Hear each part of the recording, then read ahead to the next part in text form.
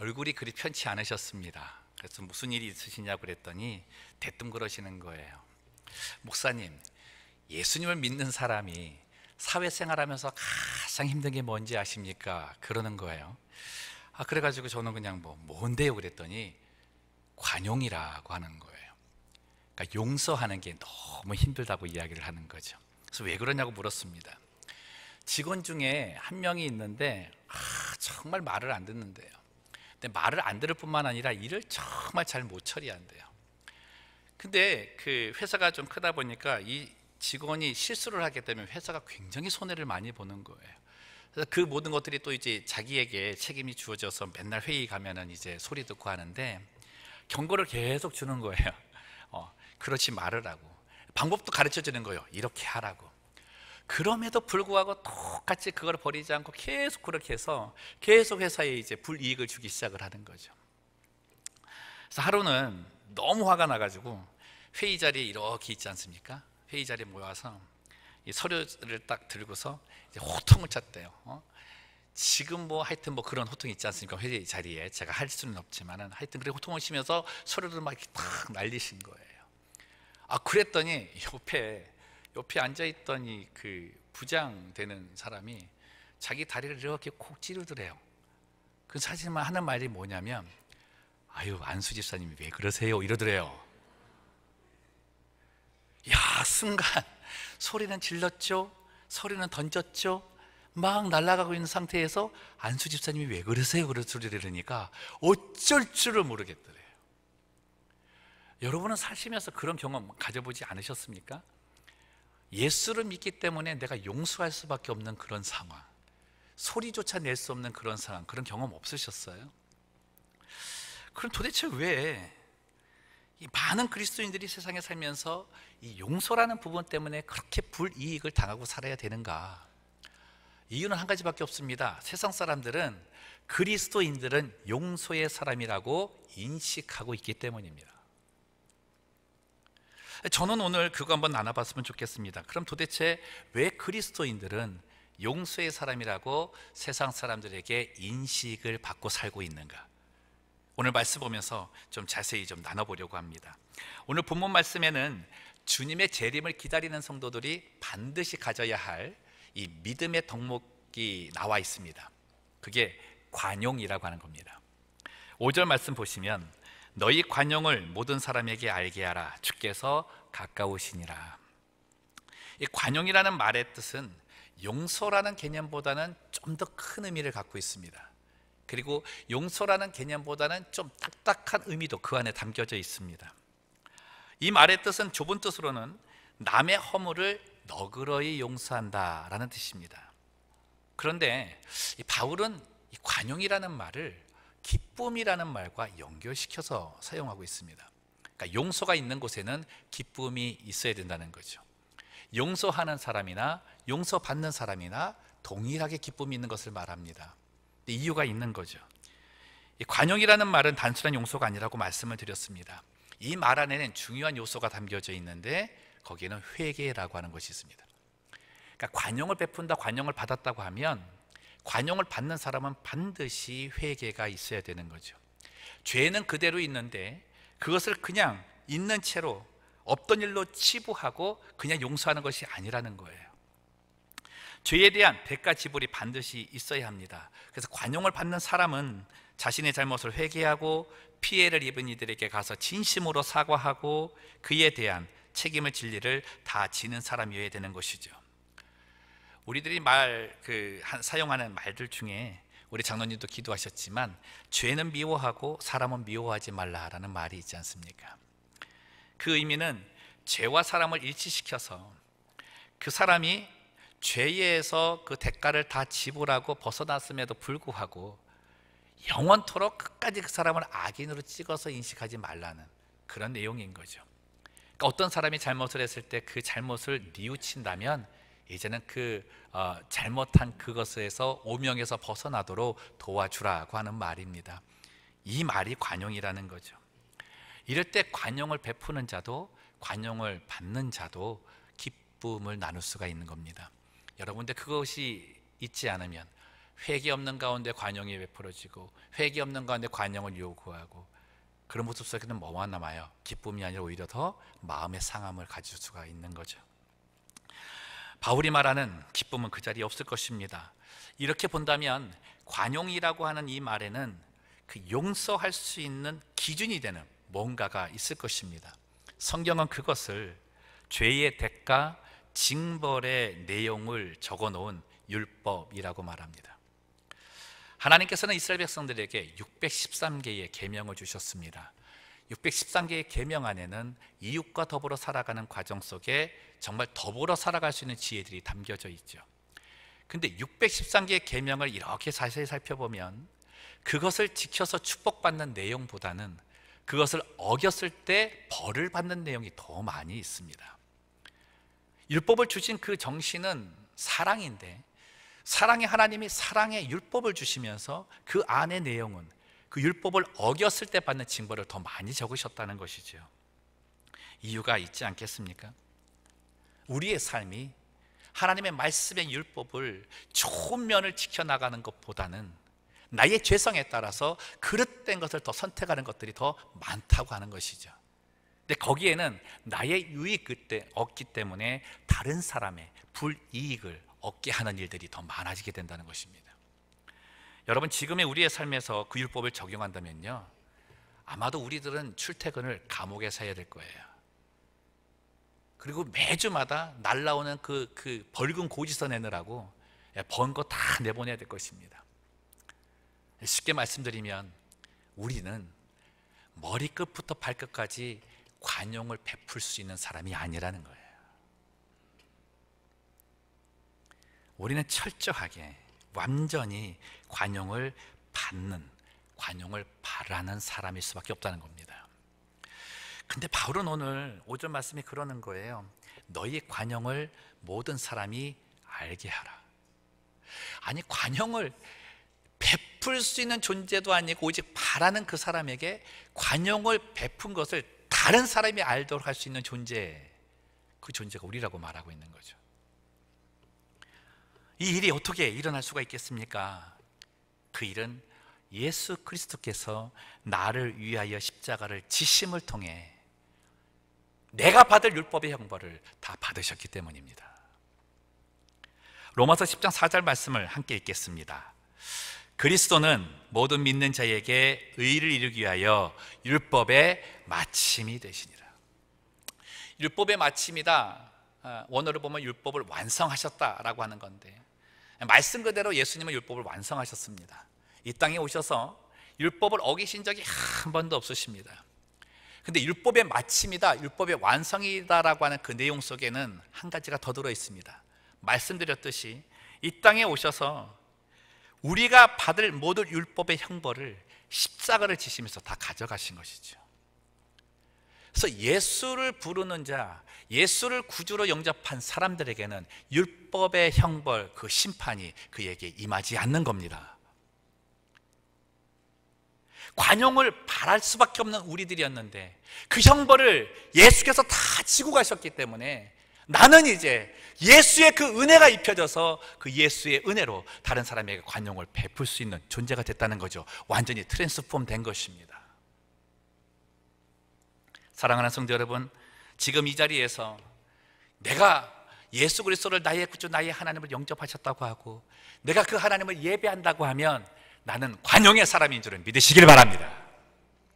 여러분, 옆분하고 인사하십시오. 당신은 관용의 사람입니다. 예배 드리려고 차 타고 오시다가 싸우신 분은 회개하시기를 바랍니다. 그럼 예수 그리스도의 십자가의 은혜, 그 공로를 얻게 되니 관용을 우리의 삶에서 어떻게 나타낼 수 있을까요? 바울은 그 답을 오늘 본문에서 여러 번 이 공통적인 단어로 쓰고 있는데 1절, 2절, 4절, 7절에서 공통적으로 말합니다. 주 안에 있으라. 주 안에서, 그리스도 예수 안에서, 주 안에서 있으라. 주 안에 있으라고 말합니다. 그 사람이 관용의 사람이 될 수 있는 겁니다. 한 가지 저희들이 이해할 것이 뭐냐면 우리들 모두가 예수 그리스도의 십자가의 은혜로 관용의 사람이 되지 않았습니까? 관용을 베풀 수 있는 사람이 되었습니다. 근데 나 자체가 관용을 생성해서 발산할 수 있는 사람은 아닙니다. 나는 아직도 죄성을 가진 사람입니다. 내가 관용을 베풀 수 있는 건 예수 그리스도의 십자가의 그 은혜가 내 안에 들어와서 내가 예수 안에 거하고 예수님이 내 안에 거하게 되었을 때 내 안에 있는 예수 그리스도의 관용이 나를 통해 드러나는 것뿐입니다. 나는 관용의 통로일 뿐이라는 거예요. 때로는 이것을 잊고 있을 때가 있는 거죠. 관용의 은혜를 입은 사람이 그 관용이 내 자신에게서 나온다라고 오해하고 살게 되면 오히려 더 좋지 않은 모습을 보이게 됩니다. 그게 정죄와 비판과 비방입니다. 관용 안에는 기준이 있다 그랬잖아요. 저 사람이 관용을 받아야 되겠다라고 하는 기준을 갖고 있다고요. 옳고 그름을 가지고 있습니다. 근데 내가 관용을 받아서 관용의 은혜를 입어서 내가 관용의 사람이 되면 옳고 그름 모든 잣대를 내가 가지고 있어요. 그래서 이 잣대에 어긋난 사람을 보면은 참지를 못하는 겁니다. 그런 사람들이 하는 모습은 어떻게 해요? 하나님의 율법을 지킨다고 목소리를 높이던 바리새인들, 그 사람들은 613개의 계명 밑에 서브 계명들을 더 만들어 놔서 수백 개의 계명을 만들어 놓고 이것을 지키지 않으면 하나님의 올바른 백성이 아니다라고 가르치기 시작을 한 거죠. 관용이 내게서 나간다고 생각하는 사람은 이 율법책 되기를 소원하는 사람이라는 거예요. 우리들은 관용을 생각할 때마다 한 가지 살펴야 될 것이 있습니다. 어느 목사님이 관용에 대한 칼럼을 쓰셨는데 제가 금지에 그것을 읽다가 저도 도전을 받았고 함께 나누고 싶어서 좀 이렇게 적어왔는데요. 그분은 관용의 마음은 나의 영적인 상태와 깊은 관련이 있다고 한다는 겁니다. 한번 읽어드리겠습니다. 관용의 마음은 나의 영적인 상태와도 관련이 있습니다. 나 자신의 상태에 따라 다른 사람들이 좋게 보이기도 하고 나쁘게 보이기도 합니다. 다른 사람이 하는 짓이 갑자기 미워 보이고 마음에 들지 않는다면 그 사람 자체보다도 나 자신의 상태가 좋지 않을 가능성이 높습니다. 그 사람은 언제나 그 사람입니다. 이거를 읽는데 이 문장 하나가 확 눈에 들어오는 거예요. 그 사람은 언제나 그 사람입니다. 무슨 말입니까? 사람 잘 안 변한다는 거예요. 그럼 누가 변해야 된다는 겁니까? 내가 변해야 된다는 겁니다. 내가 하나님의 그 은혜를 입어서 그리스도의 십자가의 그 은혜를 기억하면서 내가 관용의 사람이 되는 거, 그 방법밖에 없다는 거죠. 두 번째, 그분의 글에서 은혜를 얻은 것은 우리들이 관용하지 못하고 상대를 정죄하고 비판하는 모습 속에는 그를 이기고자 하는 마음이 굉장히 강하기 때문이라는 겁니다. 어떻게든 그를 이겨야 되는 거예요. 그래서 그 목사님이 우리 성도들이 정말 이겨야 될 대상을 가르쳐 주셨는데, 우리는 절대 사람을 이기려고 할 필요가 없습니다. 그 이유는 사람이 우리의 적이 아니기 때문입니다. 우리의 원수와 적은 마귀 사탄이지 사람이 아닙니다. 사탄의 충동으로 그가 나쁜 악역을 하고 있다고 보아야 합니다. 그렇기 때문에 우리 마음속에 미워하는 사람이 불쌍하게 여겨지고 관용하는 마음이 들게 되면 우리는 이미 분노를 이기고 승리한 것입니다. 나의 힘으로 분노를 이기지 못하고 용납하기 힘들면 하나님 앞에서 울며 기도해야 합니다. 우리가 관용하지 못하는 이유는 우리가 대적해야 될 원수 마귀를 보지 못하기 때문입니다. 내 마음의 영혼이 닫힌 거죠. 사단의 충동이라는 것을 우리는 깨달아야 합니다. 이것을 깨닫는 방법 두 가지가 뭡니까? 첫 번째는 그 상대를 불쌍히 여기고자 하는 마음, 하나님께서 성령을 통해 주시는 그 사람을 위해서 애쓰며 기도하는 마음을 가지라는 거예요. 정죄와 비방의 말이 아니라 그 입술이 축복의 입술로 바꿔야 된다는 겁니다. 여러분, 여기에 눈물이 난다는 거예요. 어떤 눈물일 것 같아요? 감격과 감사의 눈물일 것 같습니까? 아닙니다. 억울함의 눈물입니다. 여러분, 스릉한다라는 말이 있다 그랬잖아요, 예전에. 사랑한다 해보시겠어요? 사랑한다 해보세요. 사랑한다. 이악 물고 해보세요. 시작. 이악 물고 해보라고요. 이악 물고 사랑한다. 이악 물고 사랑한다 해보시라고요. 스릉한다리 스릉한다. 이를 악물고 눈물을 흘려야만 내게 다가오는 원수를 축복할 수 있겠더라고요.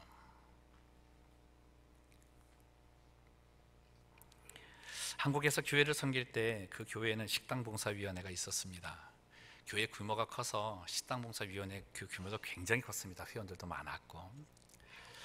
근데 뭐 이제 매주마다 식사를 준비해주고 하는 너무나 그 고마운 일을 하잖아요.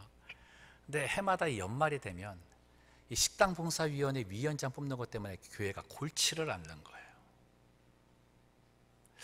저는 그때 이해를 했습니다. 시어머니와 며느리가 곡간 열쇠를 그렇게 갖고자 하는 그 열심, 그때 알았습니다. 이야, 그 여인들이 곡간 열쇠의 주인이 되고자 달려드는 이 암투라고 해야 될까요? 대단하더라고요. 그 당시에 음식을 잘 만드는 몇 분이 있었습니다. 교회마다 계시잖아요. 이제 그 음식 정말 잘 만드는 분 계신데, 그래서 그분들을 주도로 음식을 만들어요. 근데 참 이상한 게 뭔지 아십니까? 음식을 잘 만드는 그분들은 서로 같이 음식을 만들지 않습니다.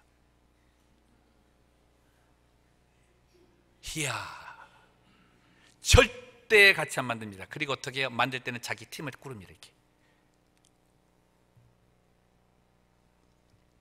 교회는 좋죠. 맨날 맛난 음식 줘가지고 좋긴 한데, 문제는 이 연말에 나타난 겁니다.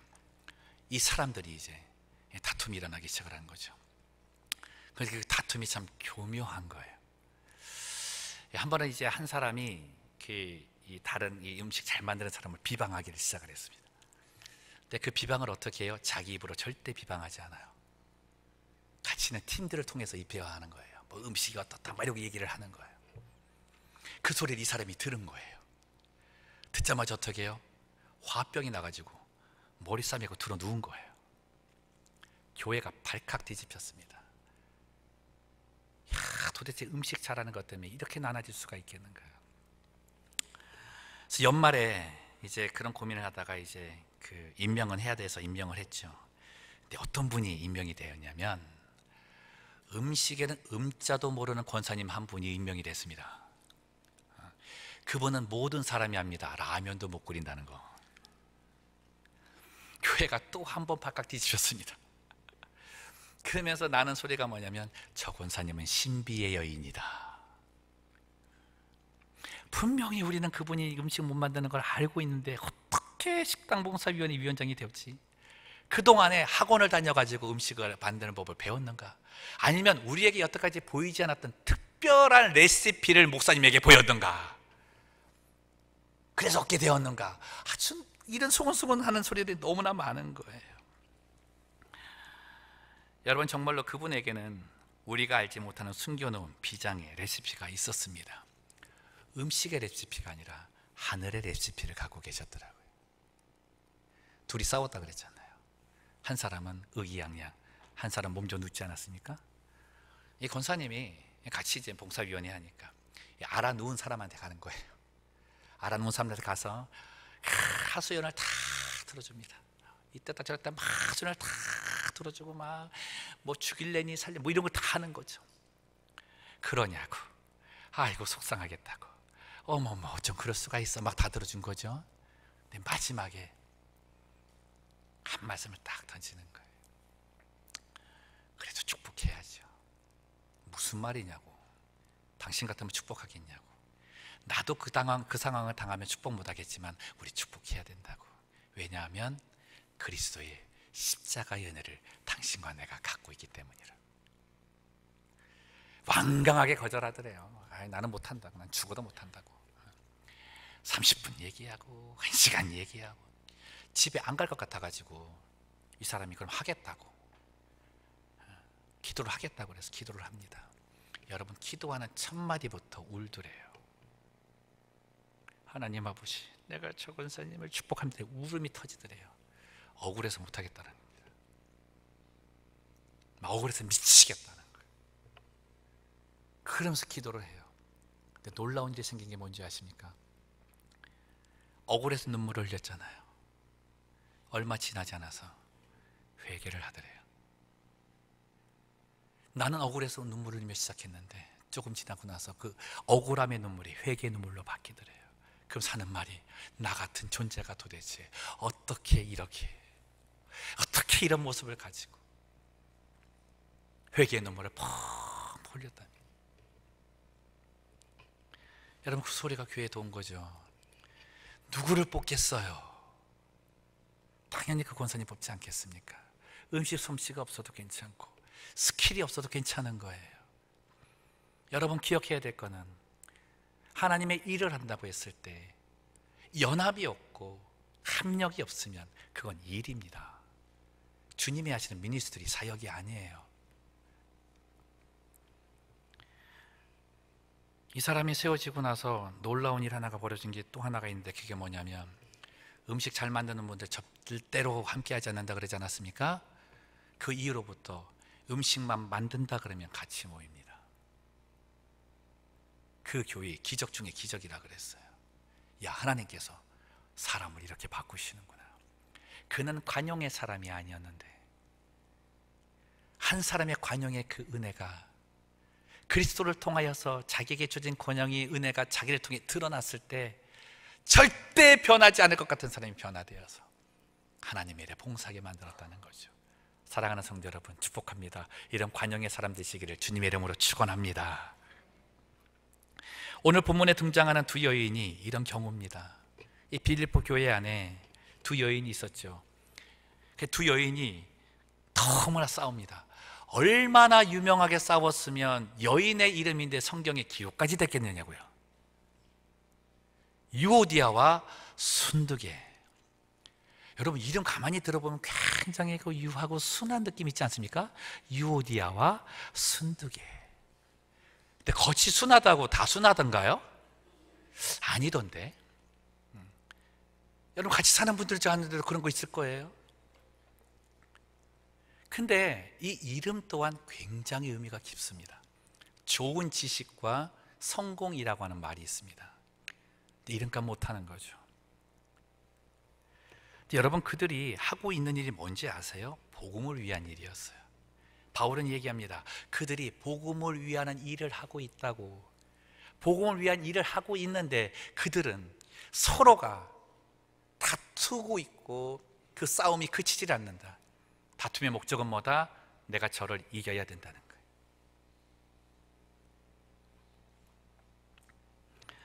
사랑하는 성도 여러분, 바울은 복음을 위해 일하는 그들이 좋은 일 하는 것 같지만 관용의 마음이 없이 서로를 이기고자 하는 마음이 생기면 오히려 책망의 대상이 된다고 하죠. 그리고 나서 교인들에게 부탁하는 거예요. 그들 곁에 있는 여러분들이 그 사람들을 도와주셔야 됩니다. 서로 막 다투고 있는데 도와주라는 거예요. 여러분, 이거 쉬운 일 아닙니다. 여러분, 정말 막 심하게 다투는 사람이 잘못 들어가잖아요. 그럼 고래 싸움에 새우등 터져요. 가만히 있는 게 답이라고 생각할 때도 있습니다. 근데 바울은 그때 성도들이 적극적으로 나서야 된다는 거예요. 도와주라고. 어떻게 도와줘요? 2절 3절 말씀입니다. 내가 유오디아를 권하고 순두계를 권하노니 주 안에서 같은 마음을 품으라. 또 참으로 나와 멍에를 같이 한 네게 구하노니 복음에 나와 함께 힘쓰던 저 여인들을 돕고 또한 글레멘드와 그 외에 나의 동력자들을 도우라. 그 이름들이 생명책에 있느니라. 첫 번째 도와야 되는 것은 그들이 서로 축복의 기도를 할 수 있도록 가서 권면하라는 겁니다. 두 번째 도와주라고 하는 건 뭐냐면 상대가 서로 존중하게 만들라는 겁니다. 상대가 서로 존중하게 되는 이유는 다른 게 아니라는 거예요. 저 사람은 그리스도께서 십자가에 달려 죽으시면서까지 살리신 하나님의 백성이라는 거예요. 하늘의 사람이라는 거죠. 우리가 함부로 대할 사람이 아니라는 겁니다. 그래서 관용은 나의 용서가 아니라 상대에 대한 존중이라는 말이 있는 거죠. 하늘나라에 같이 갈 사람, 그리스도의 은혜로 말미암아 하나님의 자녀가 된 그 사람을 존중하는 것이 진정한 관용의 모습이라는 겁니다. 말씀을 정리합니다. 하나님의 나라는요, 세례 요한과 예수님이 선포하신 것처럼 회개와 용서가 있는 곳에 임합니다. 바울은 오늘 그 하나님의 나라가 관용이 있는 곳에 임한다고 말씀합니다. 근데 그 관용이 있는 그곳에 하나님의 나라의 특징이 뭐라는 거예요? 기쁨이라는 거예요. 행복이라는 겁니다. 우리의 가정, 우리 부부들, 그리고 자녀와의 관계, 우리 교회의 성도님들과의 관계, 그 여러분들이 매일 나가는 일터의 사람들과의 관계를 한번 돌아보셨으면 좋겠습니다. 이렇게 돌아볼 때 모두가 다 내가 관용을 베풀어야 될 사람이라고만 생각하고 내가 다 용서해야 될 사람들만이라고 생각하며 그렇게 살고 계시지는 않습니까? 근데 역으로요, 그 사람도 나를 그렇게 보고 있다는 거예요. 여러분, 그러니 삶이 삭막한 거죠. 메말라 가는 겁니다. 이 시대에 필요한 사람이 뭐예요? 관용의 사람, 관용의 사람. 관용의 사람이 되어서 그 사랑과 기쁨과 행복을 내 삶터에 가져갈 사람이 필요한 거죠. 여러분, 이 회복이 어디서 일어나요? 예배 때 일어나는 겁니다. 내가 예배에 와서 예배를 드릴 때마다 그리스도의 십자가의 은혜를 다시금 맛보는 거예요. 예수 그리스도가 나를 사랑하신 그 사랑을 다시금 기억하는 겁니다. 그 음성을 다시 얻는 겁니다. 그 음성이 내게 들려져서 나를 깨닫게 하고 나를 깨우치게 할 때 내 안에 회개가 다시금 일어나고 그 회개를 통해 용서함 받은 것을 가지고 다른 사람을 용서하겠다는 마음이 생기는 겁니다. 그게 살아있는 예배예요. 그게 살아있는 예배예요. 그래서 어떻게 해요? 예배 때 얻는 기쁨과 행복이 있기 때문에 예배 때가 가장 행복한 겁니다. 할렐루야. 예배할 때 가장 행복한 겁니다.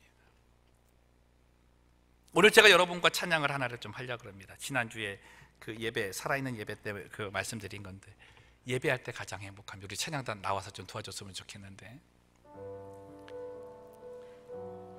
이 시대에 정말 메마른 그 인생살이 아무도 나를 이해하려 하지 않습니다.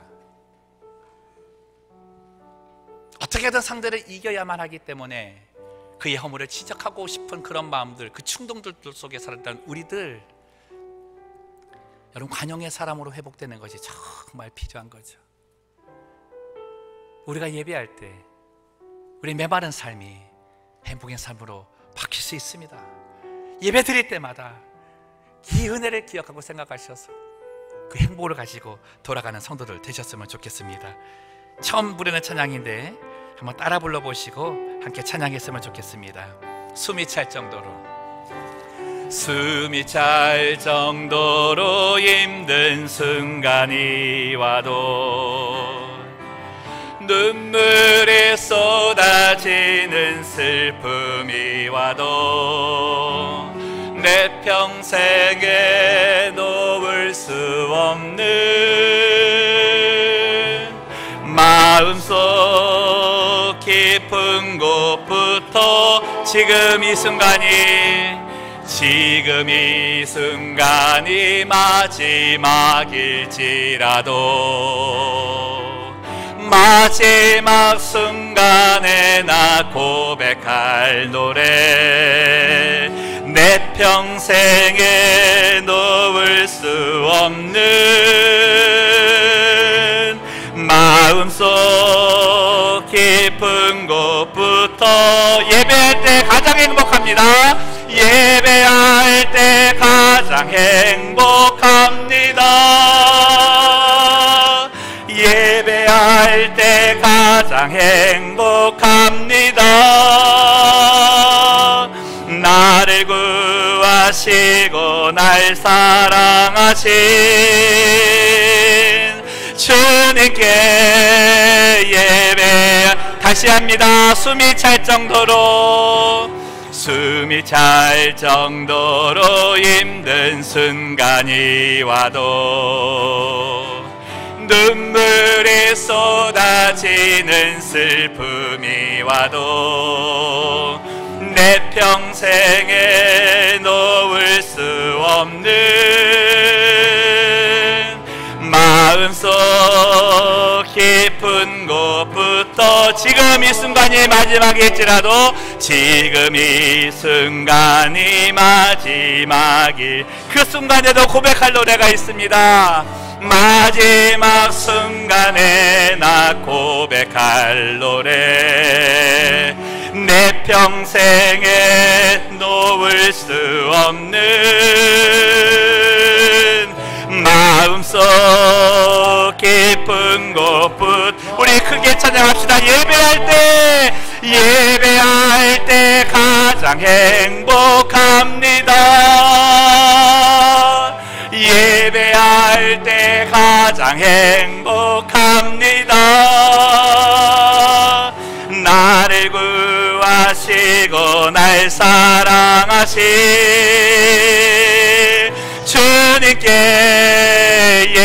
예배할 때 가장 행복합니다. 예배할 때 가장 행복합니다. 예배할 때 가장 행복합니다. 나를 구하시고 날 사랑하신